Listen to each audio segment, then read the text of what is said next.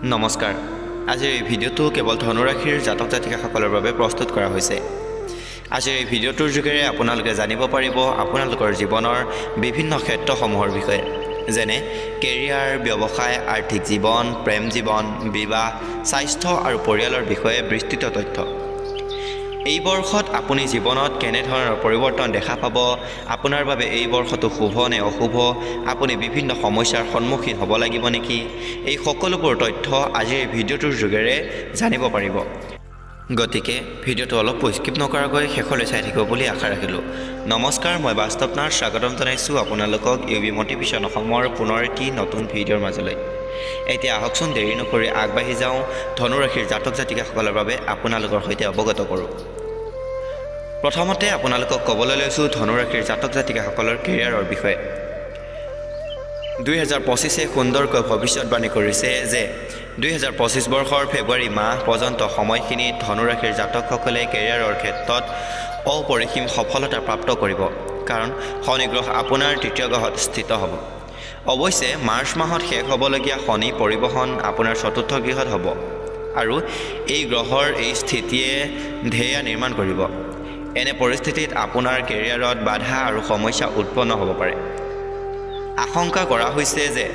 কামত কৰা কঠোৰ পৰিশ্ৰমৰ বাবে আপুনি স্বীকৃতি লাভ নকৰিব পাৰে যি আপোনাৰ বাবে চিন্তাৰ বিষয় হৈ পৰিব পাৰে 2025 পৰ্যন্ত সময়খিনি কেৰিয়াৰৰ বাবে প্ৰত্যাহ্বানজনক হ'ব পাৰে কাৰণ বৃহস্পতি গ্ৰহ আপোনাৰ ষষ্ঠ গৃহত উপস্থিত হ'ব ইয়াৰ ফলস্বৰূপে আপোনাৰ চাকৰি পৰিৱৰ্তন বা স্থানান্তৰ হ'ব পাৰে ইয়াৰ বিপৰীতে ৰাহু আৰু কেতু আপোনাৰ তৃতীয় আৰু নৱম গৃহত উপস্থিত হৈ কেৰিয়াৰত আপোনাৰ সফলতা প্ৰদান কৰিব লগতে আপোনাক ভাল সুযোগ প্ৰদান কৰিব যদিহে আপোনাৰ নিজৰ ব্যৱসায় আছে তেনেহ'লে ফেব্ৰুৱাৰী মাহ পৰ্যন্ত সময়খিনিত আপোনাৰ বাবে অত্যন্ত ভাল হ'ব মাৰ্চ মাহৰ পিছত আপুনি ব্যৱসায়ৰ ক্ষেত্ৰত নতুন পৰিকল্পনা প্ৰস্তুত কৰিব লাগিব আৰু মে মাহৰ পিছত বৃহস্পতি দেৱতাই আপোনাক ইতিবাচক ফলাফল প্ৰদান কৰা আৰম্ভ কৰিব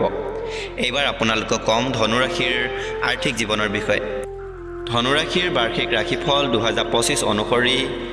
এই বছৰ ধনুৰাশিৰ জাতকসকলৰ আৰ্থিক জীৱনত সিমান ভাল নহ'ব কাৰণ বৃহস্পতি দেৱতা আপোনাৰ ষষ্ঠ গৃহত স্থিত হ'ব এনে পৰিস্থিতিত আপোনাৰ ব্যয় বৃদ্ধি পাব পাৰে আৰু লগতে আপোনাৰ ঋণৰ বোজা বৃদ্ধি হ'ব পাৰে আনহাতে মাৰ্চ মাহৰ শেষত শনি দেৱতাই আপোনাৰ চতুৰ্থ গৃহত পৰিবহণ কৰিব ইয়াৰ ফলস্বৰূপে আপোনাৰ ব্যয় বৃদ্ধি হোৱাৰ আশংকা কৰা হৈছে অৱশ্যে ৰাহু আৰু কেতুৱে আপোনাৰ আৰ্থিক স্থিতিত সকাহ প্ৰদান কৰিব এপ্ৰিল মাহ পৰ্যন্ত ধনুৰাশিৰ জাতকসকলে ব্যয়ৰ বাবে পৰিকল্পনা প্ৰস্তুত কৰি চলা উচিত অন্যথা আপোনাৰ সুখ সুবিধা হ্ৰাস পাব পাৰে যাৰ বাবে আপুনি ঋণ ল'বলৈ বাধ্য হ'ব পাৰে এই সময়খিনিত আপোনাৰ ধনৰ সৈতে জড়িত আঁচনি প্ৰস্তুত কৰি চলিবলৈ পৰামৰ্শ প্ৰদান কৰা হৈছে এইখিনিতে আপোনালোকক জনাওঁ যে মে মাহৰ পৰা বৃহস্পতি মহাৰাজ আপোনাৰ সপ্তম গৃহত উপস্থিত হোৱাৰ ফলস্বৰূপে আপোনাৰ ধনৰ প্ৰৱাহ ভাল হ'ব আৰু এনে পৰিস্থিতিত আপুনি সঞ্চয় কৰিবলৈ সক্ষম হ'ব এইবাৰ আপোনালোকক কম ধনুৰাশিৰ শৈক্ষিক জীৱনৰ বিষয়ে ধনুৰাশিৰ বাৰ্ষিক ৰাশিফল 2025 সুন্দৰকৈ প্ৰকাশ কৰিছে যে 2025 বৰ্ষত বৃহস্পতি দেৱতা আপোনাৰ ষষ্ঠ গৃহত স্থিত হোৱাৰ ফলস্বৰূপে ধনুৰাশিৰ শিক্ষাৰ্থীসকল শিক্ষাৰ ক্ষেত্ৰত এপ্ৰিল মাহ পৰ্যন্ত সময়খিনিত অনুকূল বুলি ক'ব পৰা নাযায় ধনুৰাশিৰ বাৰ্ষিক ৰাশিফল 2025 অনুসৰি মাৰ্চ মাহৰ পৰা শনি গ্ৰহ আপোনাৰ চতুৰ্থ গৃহত স্থিত হ'ব আৰু এই গ্ৰহৰ এই স্থিতিক শিক্ষাৰ বাবে ভাল বুলি ক'ব পৰা নাযায় এই সময়খিনি চাপৰ বাবে আপোনাৰ মনোযোগ পঢ়া শুনাৰ পৰা ভংগ হ'ব পাৰে কিন্তু মে মাহৰ পিছৰ সময়খিনিত আপুনি শিক্ষাত সুন্দৰ প্ৰদৰ্শন কৰাৰ আশা কৰিব পাৰে আৰু এনে পৰিস্থিতিত আপুনি সফলতা লাভ কৰাৰ সম্ভাৱনা আছে মে মাহৰ সময়খিনি উচ্চ শিক্ষাৰ দৃষ্টিকোণৰ পৰা যথেষ্ট ভাল হ'ব কাৰণ বৃহস্পতি আপোনাৰ সপ্তম গৃহত পৰিবহণ কৰিব ইয়াৰ ফলস্বৰূপে যদিহে আপুনি উচ্চ শিক্ষা প্ৰাপ্ত কৰিব বিচাৰে তেনেহ'লে এই সময়খিনিত আপুনি এনে কৰিব পাৰে আমি আপোনাক ইতিমধ্যে অৱগত কৰাৰ দৰে এই বৰ্ষত ৰাহু আৰু কেতু দুয়োটা গ্ৰহে আপোনাক সমৰ্থন কৰিব কিন্তু ধনু ৰাশিফল 2025 অনুসৰি মে মাহৰ সময়খিনিত অৰ্থাৎ এপ্ৰিলৰ পৰ্যন্ত সময়খিনিত আপোনাক মনপুতি পঢ়া শুনা কৰিবলৈ পৰামৰ্শ প্ৰদান কৰা হৈছে কিয়নো এই সময়খিনিত বৃহস্পতি মহাৰাজৰ আপোনাৰ ষষ্ঠ গৃহত আৰু শনি গ্ৰহ চতুৰ্থ গৃহত বিৰাজমান হ'ব বুলি কৈছে। এই কাৰণবশতঃ আপোনাৰ একাগ্ৰতাৰ ক্ষমতা দুৰ্বল কৰাব পাৰে। এইবাৰ আপোনালোকক কম ধনুৰাশিৰ জাতকসকলৰ পাৰিবাৰিক জীৱনৰ বিষয়ে। ধনুৰাশিৰ জাতকসকলে পাৰিবাৰিক জীৱনত চাপৰ সন্মুখীন হ'ব পাৰে, যাৰ কাৰণ পাৰস্পৰিক বুজাবুজিৰ অভাৱ হ'ব পাৰে। শনি আপোনাৰ চতুৰ্থ গৃহত আৰু বৃহস্পতি ষষ্ঠ গৃহত উপস্থিত হোৱাৰ ফলস্বৰূপে আপুনি পৰিয়ালৰ সদস্যসকলৰ সৈতে সম্পৰ্কত উত্থান পতনৰ সন্মুখীন হ'ব পাৰে। এনে পৰিস্থিতিত আপুনি পৰিয়ালৰ সৈতে মিলামিছা কৰিবলৈ চেষ্টা কৰা উচিত।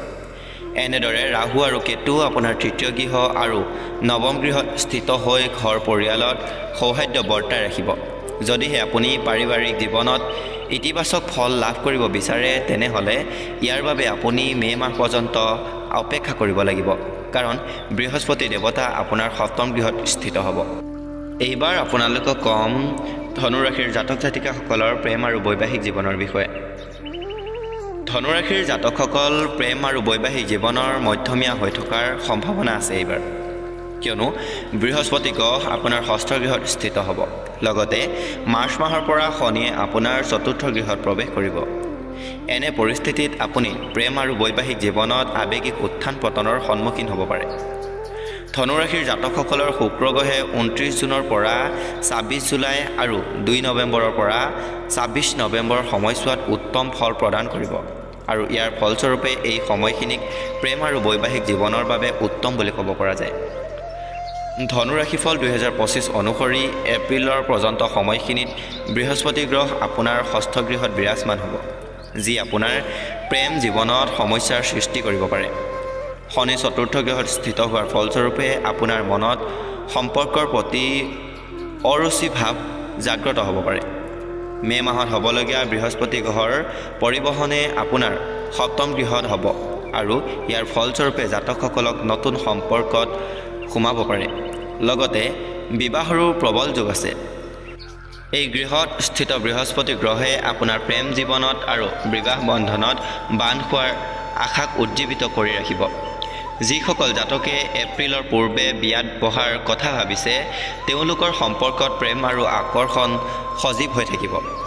এইবাৰ আপোনালোকক কম ধনুৰাশিৰ স্বাস্থ্যৰ বিষয়ে। ধনুৰাশিৰ বাৰ্ষিক ৰাশিফল 2025 সুন্দৰকৈ প্ৰকাশ কৰিছে যে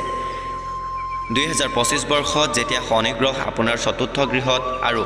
এপ্ৰিল মাহ পৰ্যন্ত বৃহস্পতি গ্ৰহ আপোনাৰ ষষ্ঠ গৃহত বিৰাজমান হ'ব, সেই সময়খিনি আপোনাৰ বাবে বিশেষ অনুকূল নোহোৱাৰ আশংকা কৰা হৈছে। অৱশ্যে ধনুৰাশিফল 2025 অনুসৰি মে' মাহত বৃহস্পতি গ্ৰহে পৰিবহণ কৰি আপোনাৰ সপ্তম গৃহত প্ৰৱেশ কৰিব, আৰু তেতিয়া আপোনাৰ স্বাস্থ্য ভালে থাকিব। এইখিনি সময়ত আপোনাৰ ৰোগ প্ৰতিৰোধক ক্ষমতা শক্তিশালী হ'ব, আৰু আপুনি পুনৰ এবাৰ সতেজ অনুভৱ কৰিব।